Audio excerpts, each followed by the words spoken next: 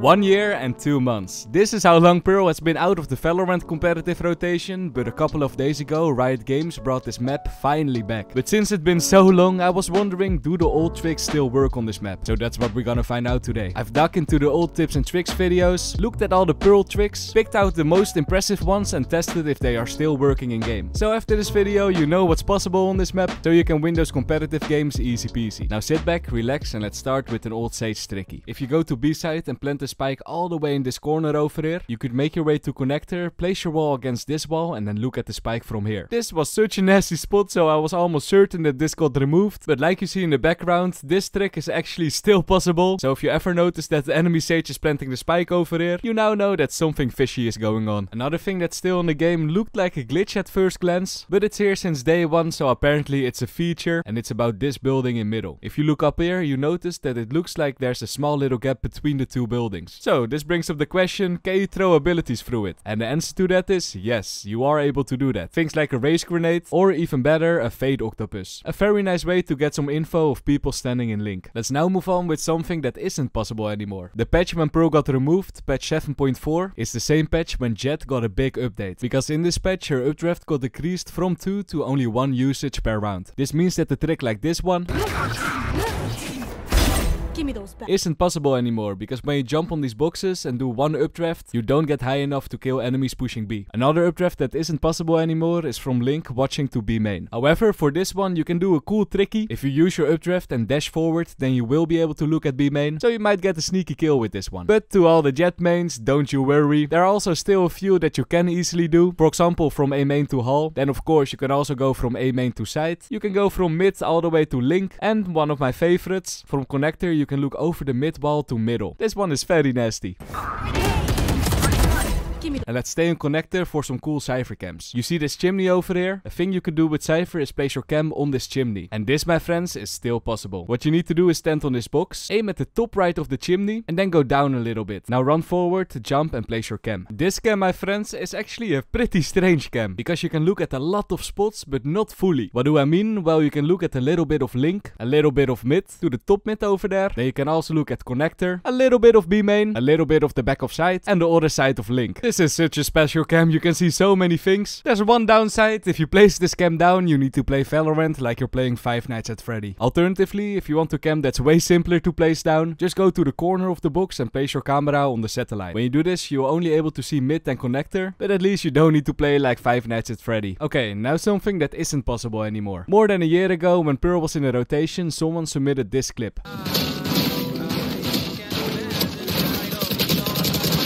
Yes, my friends, back then, this wall over here was a little bit higher. And because it was a little higher, some agents could hide behind the wall if they looked down. But I'm wondering, who remembers this trick? The reason why this trick was so unfair was because some agents could hide behind this wall and some agents couldn't. If you played the Sage, for example, your hair would be too big, so enemies could see your hair. This made this the only spot where your agent model actually gave you an advantage or a disadvantage. Luckily, a few weeks before Pearl got removed, this wall got lowered, so this trick is no more. Now take a look at this clip. Luckily, this very essential sofa lineup still works. Revealing area.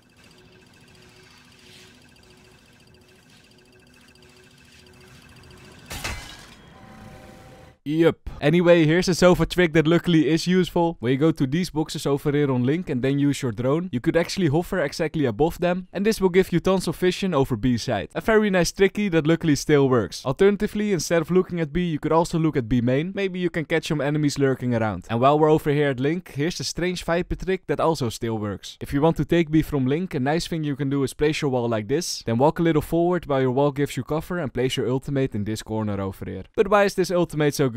Well, take a look at this, my friends. Like you see, your ultimate will go all the way around, a little bit into B main, and over there you have a small gap where you can stand in. So all you gotta do now is plant over here on side, then stand in that small little corner, and if the enemies are defusing, shoot your poison, and easy win for you. Because the corner is so remote, there's not a high chance that the enemies will expect you over there, so a very nice tricky that you can use in your games. And this is not the only unfair Viper ultimate that you can still use, because there's also one on the other side. Simply stand against this building and aim at the top of the lamp. When you now use your ultimate ultimate, it will spread all over the side, and when you go to the drop, you'll find that there's a small gap where you can hide in. There's not a high chance that an enemy will expect you standing over here. So if you plant the spike next to this hut, you wait till the enemy defuses, and then just wallbang for some easy kills. Or alternatively, to be less fishy, you could also plant it where it's usually planted, and then when the enemies defuse, you take one step to the left, and then wallbang. When you do this, your feet will be visible for the enemy, so only do this one if you know for sure that all the enemies are on site, but easy kills for you, my friends. Now take a look at this older clip.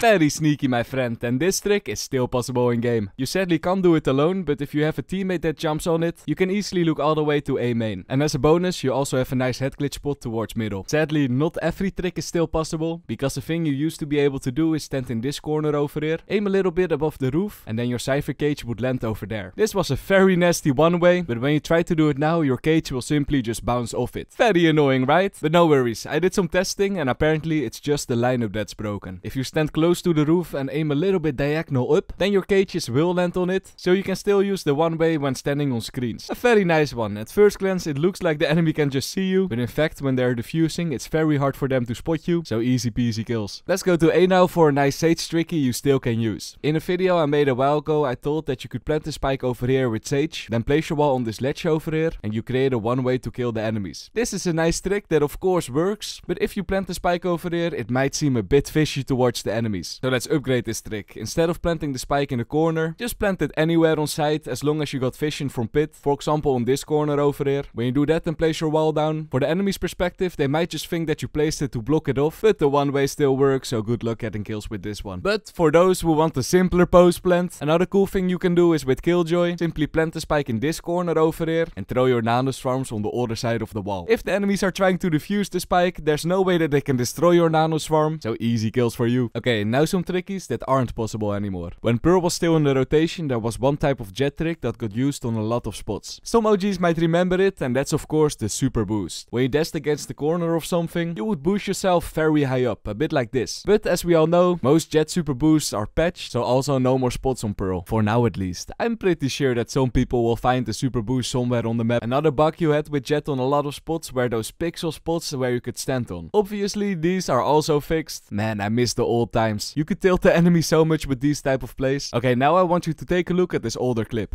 Where are we? Bring them down.